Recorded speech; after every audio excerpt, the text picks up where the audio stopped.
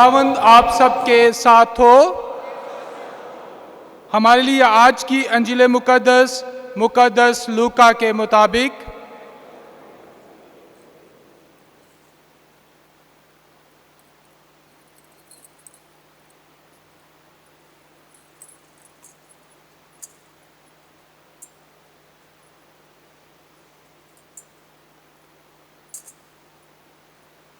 उसके 17वें बाब में से 5 से 10 आयत। एक दिन रसूलों ने खुदावंद से कहा कि हमारा ईमान बढ़ा। खुदावंद ने कहा कि अगर तुम राई के दाने के बराबर भी ईमान रखते और तुम इस शहतूत से कहते कि जड़ से उखड़ कर समंदर में जा लग, तो तुम्हारी मानता। और तुम में से ऐसा कौन है जिसका एक गुलाम हलवाहा या चरवाहा हो कि जब वो खेत से आए तो उससे कहे कि जल्द आकर खाना खाने बैठ, बल्कि उससे ये ना कहे कि मेरा इशाया तैयार कर, जब तक कि मैं खाऊं और पीऊं, कमर बस्ता होकर मेरी खिदमत कर। इसके बाद फिर खुद खा पी लेना। क्या वो उस गुलाम का इसलिए एहसान मानेगा कि उसने हुक्म की बातों की तामील की? इसी तरह उन साबातों की भी तामील के बाद जिनका तुम्हें हुक्म हुआ, तुम भी कहो कि हम निकम्मे गुलाम हैं, जो करना हम पर वाजिब था वही किया।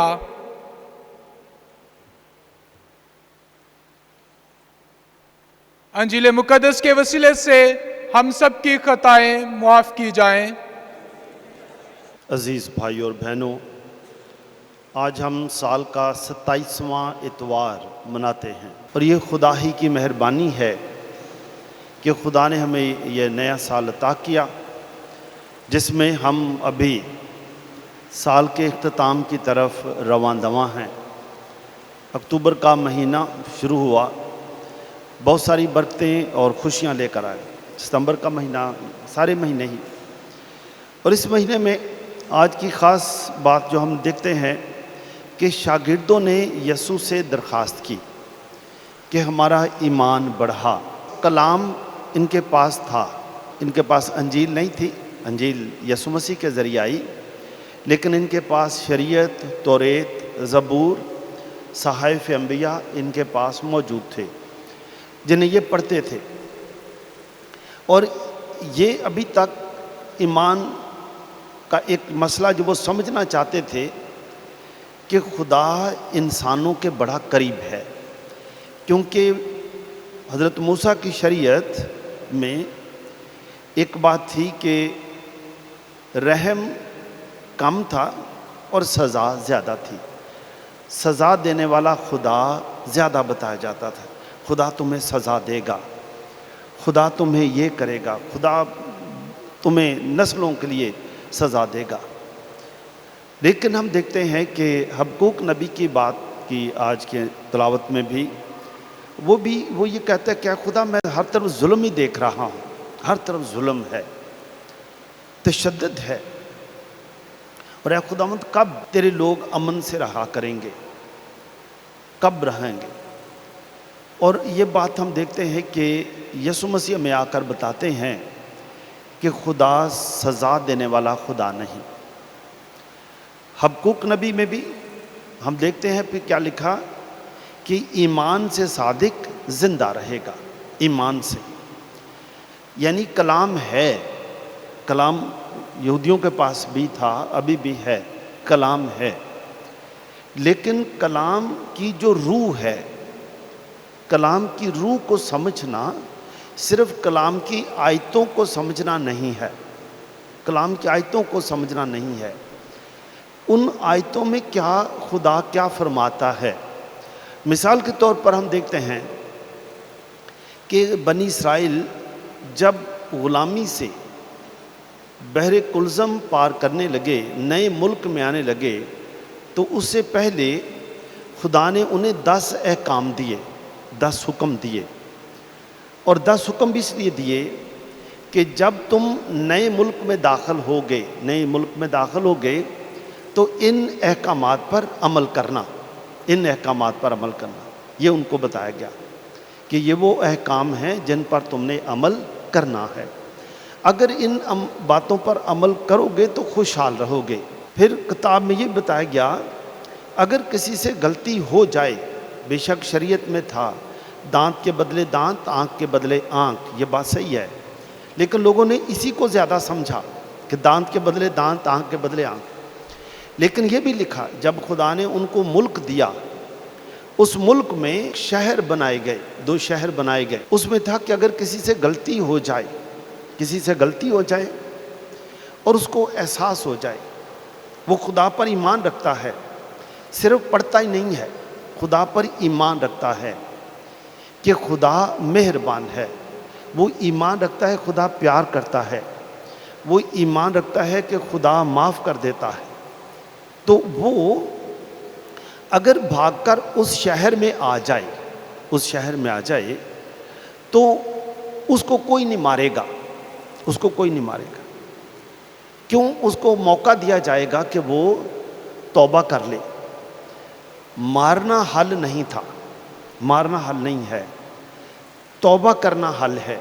ईमान रखना कि खुदा मेहरबान है, खुदा प्यार करता है, खुदा कबूल करता है, मेहरबान है, उस पर ईमान रखना। तो हम देखते हैं कि ये वाली बात आगे जाकर भी अंबिया ने बताई कि खुदा कुर्बानी नहीं बल्कि रहम पसंद करता है। रहम, जब यीशु मसीह हमें तालीम देते हैं, शागिर्दों को तालीम देते हैं, उन्हें भी यही बताते हैं कि ईमान रखना है। ये इल्म है, खुदा का कलाम आपके पास है। हम में से बहुत सारे लोग हैं जो बाइबल स्टडीज़ पैरिशों में होती है उसमें शामिल होते हैं, उनको भी कलाम की बहुत सारी बातें पता हैं, और अच्छा है कि उनको पता हैं, लेकिन कौन सी कलाम की बातें ऐसी हैं जिन पर वो अमल करते हैं? जब उन पर अमल करेंगे उनकी ज़िंदगी बदल जाएगी, जब अमल करेंगे ज़िंदगी बदलेगी। अजीज़ों, एक रूहानी रहनुमा है बहुत बड़ा, उन्होंने ये कहा कि इंसान के अंदर ही भेड़िया भी है और अंदर ही बर्रा भी है। यीशु मसीह ने कहा है कि तुम सांपों की तरह होशियार भी रहो, कबूतरों की मानद भोले भी रहो। दोनों चीज़ें तुम्हारे अंदर हैं, तुम्हारे अंदर भेड़िया भी है, तुम्हारे अंदर बर्रा भी है। बर्रा, जिस चीज़ को तुम तवज्जो ज़्यादा दोगे वही तगड़ा हो जाएगा। अगर आप खुदा के कलाम पर अमल करोगे और ईमान रखोगे तो बर्रा जो मासूम है, जो नेकी की तालीम देगा, नेकी पर अमल करने की बात करेगा, फिर आपके अंदर वो बर्रा बढ़ना शुरू हो जाएगा। अगर आपको कोई गालियाँ भी दे फिर आप गाली भी बर्दाश्त कर लेंगे, क्योंकि आपको पता है कि खुदा मेहरबान है। अगर ये गालियाँ निकालता है तो इसका मुंह ख़राब हो रहा है, हमारा क्या जा रहा है, इसकी आदतें ख़राब हो रही। लेकिन मैं एक मसीही हूँ, मैं खुदा के कलाम पर ईमान रखता हूँ या रखती हूँ, मैं बदी का मुकाबला बदी से नहीं करता, तो खुदा आपको इसका अजर देगा। लेकिन अगर आपके अंदर जो भेड़िया है, अगर उसको पालना शुरू कर देंगे तो फिर आप ही भेड़िए बन जाएंगे। आप फिर हर एक से, हो सकता है कि अगर वैसे 40 रोज़े हैं, अगर 50 रोज़े भी हो जाएं, हो सकता है 50 रोज़े भी रखें, लेकिन हर एक को बुरा भला कहें, किसी के साथ बनती ना हो। कई लोग हैं वो दुआ भी बड़ी करते हैं, बनती किसी के साथ नहीं, गिरजों तो जाते दिल के घर जाकर लड़ाई कर लें। लोग फिर कई बार आते ने गिरजों हो क्या है जे, ਤੁਹਾਨੂੰ क्यों हो गया, ਤੁਹਾਨੂੰ क्यों हो गया, गिरजों हो क्या है जे। तो ये एक बात है कि अगर भेड़िया हमारे अंदर है तो वो फाड़ने वाला है, वो नुकसान करेगा, वो अपनी ज़ुबान के तीर चलाएगा, ज़ुबान के तीर चलाएगा और लोगों को नुकसान पहुंचाएगा, नुकसान पहुंचाएगा। اسی طرح سے ہی ہمارے اندر دونوں چیزیں ہیں. یسوع مسیح کے شاگردوں نے یہ یسوع سے کہا, ہمیں علم تو آتا ہے, ہمارے پاس ہے, ہمارا ایمان بڑھا. یسوع مسیح نے بتاتے ہیں کہ ارد گرد دیکھو, خدا کی پروردگاری پر ایمان رکھو. سوچو, خدا پروردگار ہے, خدا مہربان ہے, خدا رحیم ہے, خدا انصاف کرتا ہے, یہ انصاف کرتا ہے. ایسو خدا کیونکہ منصف ہے. میں نے ہمارے ایک جج کے ساتھ ایک دفعہ بات ہو رہی تھی, تو میں نے ایسی جج سے پوچھا جو حبقوق نبی کی بات, کیا خدا میں ہر طرف ظلم دیکھتا ہوں؟ تو اس جج سے میں نے پوچھا اور ایک وکیل سے پوچھا, میں نے کہا اتنے ظلم ہوتے رہتے ہیں. تو اس نے کہا کہ بشپ یہ انسانی ہے, انسان ہے جو دوسروں پر ظلم کرتا ہے. انہوں نے مجھے کہا کہ کسی کا قتل کر دینا, لوگ پیسہ پوسا دے کر چھوٹ جاتے ہیں, ایک نسل چھوٹ جائے گی, دوسری نسل چھوٹ جائے گی, تیسری نسل پر وہ آ جائے گی بات. لیکن جو کسی کو قتل کرنا ہے, مارنا ہے, بدنام کرنا ہے, کسی کو زندہ مارنا ہے, یہ کبھی معاف نہیں ہوتا, یہ آ جائے گا بات. اور اسی طرح اس نے مجھے کہا کہ ہم جج ہیں, ایسے ایسے کیس بھی آتے ہیں کہ کسی نے کسی جگہ پر قبضہ کر لیا, ایک نسل گزر گئی, دوسری نسل پر جا کر وہ گورنمنٹ کی طرف سے کہیں ہو سکتا ہے کاغذ اوپر آ جائے, تو وہ کہیں کیوں, یہ 100 سال پہلے تو زمین اس کی تھی, تو مالکوں کو زمین ملے گی. کہنے لگا اس دھرتی پر انصاف ہوتا ہے, انصاف ڈیلے ہو جاتا ہے, انصاف کیا اس کو دیر سے ہو جاتا ہے, ملتوی ہو جائے گا, انصاف ملتوی ہو جائے گا, لیکن انصاف ملے گا ضرور. خدا کا انصاف ہے, خدا نے یہ جگہ بنائی, جس کی جگہ ہے اس کو ملے گی ضرور. یہ نسل چھین لے گی, دوسری نسل کو پھر مل جائے گی, ملے گی ضرور. جو خدا حبقوق نبی جب بتاتا ہے یہی بات ہے, ہمارے اندر کیا ہے. یہ ابھی 4 اپریل کو مقدس فرانسس کی عید منائی جائے گی. مقدس فرانسس بھی ہماری طرح پہلے گھر میں بچے بھی تھے, لڑکے بھی تھے, بڑے ہوئے, ان کے بھی بڑی شوق تھے, گٹار بڑی اچھی بجاتے تھے, آواز ان کی بہت اچھی تھی. اور اسیسی, اٹلی کا ایک شہر ہے اسیسی, اسیسی کے بہت سارے نوجوان انہیں بڑا پیار کرتے تھے, ان کے پرستار تھے, کیونکہ یہ بہت اچھا گاتے بھی تھے, گٹار بجاتے تھے. اور لوگوں کو پتہ تھا کہ یہ گلی میں بھی کئی دفعہ موڑ پر, وہ بڑا کھلی جگہ تھی, اس زمانے میں ایسے ہی تھا. لیکن یہ خدا سے پھر انہوں نے یہ دعا کرنی شروع کی. علم انہیں بھی پتہ تھا, ان کے ماں باپ بہت اچھے تھے, باپ بہت بڑا تاجر تھا, کپڑے کا تاجر, جس طرح یہ بہت سارے کپڑے کے انارکلی میں تاجر ہیں, بہت بڑا تاجر تھا. اور ماں بھی دعا گو تھی بہت, تو یہ اپنے بچے کو جب چھوٹا ہی تھا گرجے لے کر آتے تھے. تو جیسے جیسے مقدس فرانسس بڑا ہونا شروع ہوا, اس نے بھی تلاوتیں سنی, جیسے آپ سنتے ہیں, جیسے میں بھی سنتا تھا, تلاوتیں بھی سنی. لیکن وہ کئی دفعہ گھر جا کر اپنے ماں باپ سے سوال جواب کیا کرتا تھا کہ یسوع مسیح نے تو فرمایا ہے ایک دوسرے کو پیار کرو, ایک دوسرے کا خیال رکھو, ایک دوسرے کا بوجھ اٹھاؤ, مسیح کی شریعت کو پورا کرو. لیکن لوگ ایک دوسرے پر بڑا ظلم کرتے ہیں, لڑائیاں ہوتی ہیں, جھگڑے ہیں. 12ویں صدی میں بھی بڑے جھگڑے تھے, لڑائیاں, جنگیں. تو وہ ماں باپ بھی بتاتے تھے, سمجھاتے تھے کہ خدا انصاف کرتا ہے, خدا پیار کرتا ہے, لیکن خدا ہم انسانوں میں سے ہی انسانوں کو چنتا ہے تاکہ وہ جا کر پسے ہوئے لوگوں کے لیے آواز بنے. ہم انسانوں سے ہی چنتا ہے. مقدس فرانسس ان باتوں سے بڑے ہوتے گئے. پھر ان کے ذہن میں بھی باپ کا خیال تھا کہ بہت بڑے تاجر بنے میری طرح. ماں کا تھا کہ جو بھی بنے اچھا انسان بنے, ماں کے ذہن میں تھا اچھا انسان بنے. باپ یہ بھی چاہتا تھا کہ یہ فوج میں شامل ہو کر بہت بڑا سپہ سالار بنے, کیونکہ ان کے باپ کی اس شہر میں بڑی جائیداد تھی, بہت امیر بندہ تھا. تو زمانے میں فوج میں شامل ہونا تھا کہ وہ یعنی شامل ہوتے ہی کرنل جنرل بن گیا, یہ مشہور تھی بات. لیکن مقدس فرانسس کی ماں یہی دعا کرتی رہی, کیا خدا نہ ہمیں جنرل کی ضرورت ہے, نہ بہت بڑے تاجر کی ضرورت ہے, اچھے انسان کی ضرورت ہے، اچھا انسان بنے۔ مقدس فرانسس بھی چاہتے تھے کہ اے خدا مجھے بتا کہ میں کیا کروں، وہ دعا اکثر کرتے تھے کہ اے خدا میں کیا کروں۔ انہی باتوں میں مقدس فرانسس ایک دن ایک گرجا، چھوٹا سا گرجا ہے، ابھی بھی موجود ہے، 800 سال اس گرجے کو ہو گئے، ابھی بھی موجود ہے، 900 سال ہو گئے وہ گرجا موجود ہے۔ اس گرجا میں جا کر یسوع مسیح کی صلیب پر کے سامنے گھٹنے ٹیک کر دعا کر رہے تھے۔ دعا کرتے کرتے کئی گھنٹے گزر گئے، دعا کرتے ہی رہے، دعا کرتے رہے، اور یسوع سے سوال باتیں کر رہے تھے، باتیں کر رہے تھے کیا یسوع تجھ میں کہاں سے اتنا حوصلہ آیا کہ تو نے ہم گناہ گاروں کے لیے اپنی جان دے دی؟ نہ ہم اے یسوع تیرے رشتہ دار ہیں، نہ ہم تجھے جانتے، لیکن تو نے ہم سب کے لیے اپنی جان دے دی۔ تجھ میں اے یسوع کہاں سے حوصلہ آیا؟ وہ قربانی کا جذبہ کہاں سے پایا؟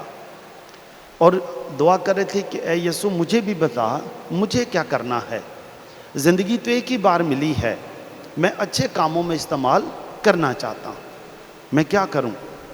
تو جب وہ کہہ رہے تھے کہ اے یسوع مجھے بتا کہ میں کیا کروں، تو صلیب سے آواز آتی ہے، صلیب سے آواز آتی ہے کہ فرانسس جا اور میرے گرجا گھر کی تعمیر کر، میرے گرجا گھر کی تعمیر کر۔ مقدس فرانسس بڑے خوش ہوتے ہیں، اٹھتے ہیں، صلیب کو چومتے ہیں کہ اے یسوع تو نے مجھے میری دعاؤں کا جواب دے دیا ہے۔ لیکن ان کا خیال تھا کہ انہوں نے گرجا گھر کو مرمت کرنا ہے، پتھر اکٹھے کرنے شروع کیے۔ پھر ان کو آہستہ آہستہ سمجھ آ گئی کہ یہ صرف گرجا گھر یہ نہیں ہے، کلیسیا بھی ہے، دونوں کام ہمیں کرنے ہیں، دونوں کام کرنے ہیں۔ اور مقدس فرانسس نے جب ارد گرد دیکھا تو انہوں نے دیکھا کہ کوڑی، اس وقت کوڑی جو تھے وہ شہر سے باہر نکال دیے جاتے تھے کیونکہ کوڑ لا علاج مرض تھا۔ تو مقدس فرانسس نے کہا کہ یہ انسان ہے، یہ بھی انسان ہے، یہ بھی خدا کی شبیہ پر بنائے گئے ہیں، ان کا کیا قصور ہے؟ بیماریاں تو آتی جاتی رہتی ہیں۔ تو مقدس فرانسس ایک دن سوچ رہے تھے کہ میں کسی کوڑی کو ملوں گا، میں کوڑیوں کے درمیان جاؤں گا، کام کروں گا۔ تو وہ گھر سے نکلے تو گلی چھوٹی سی تھی، تو وہ نکلے تو انہوں نے دیکھا کہ باہر ایک کوڑی ہے، کوڑی آ گیا۔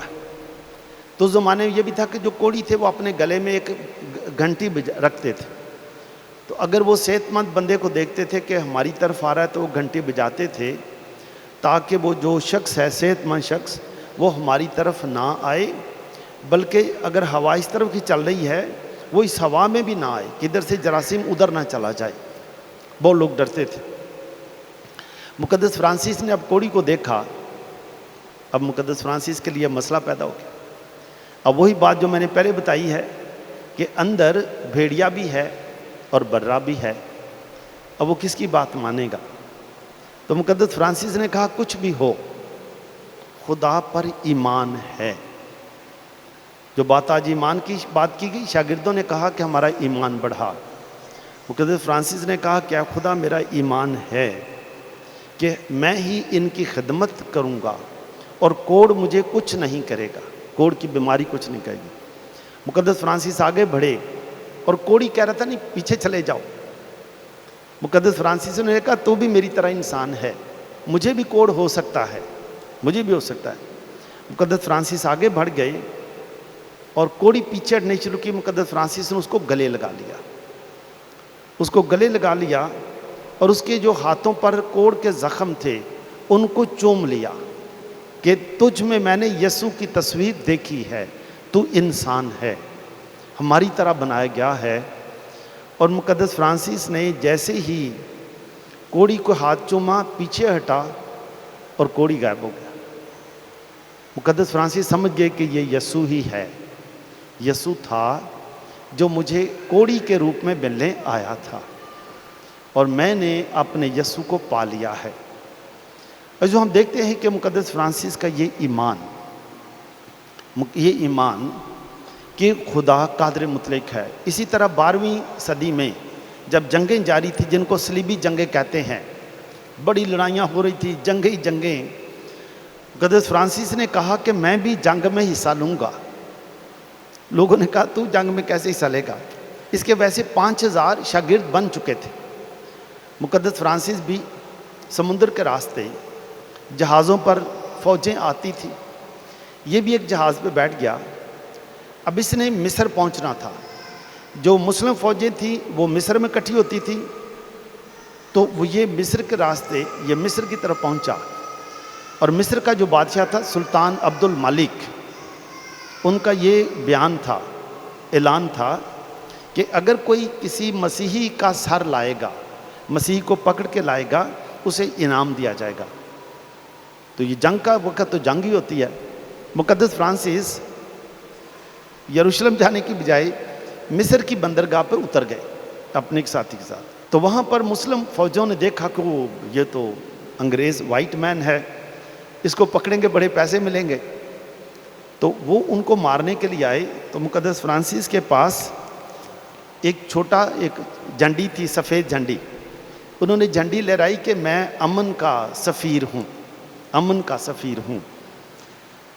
लेकिन उन्होंने फिर भी इसको जासूस समझकर थोड़ा मारा भी, लेकिन इन्हें कहा मुझे जान से नहीं मारना, मुझे सिर्फ सुल्तान के पास ले जाओ, मैं अमन का पैगाम लेकर आया हूँ।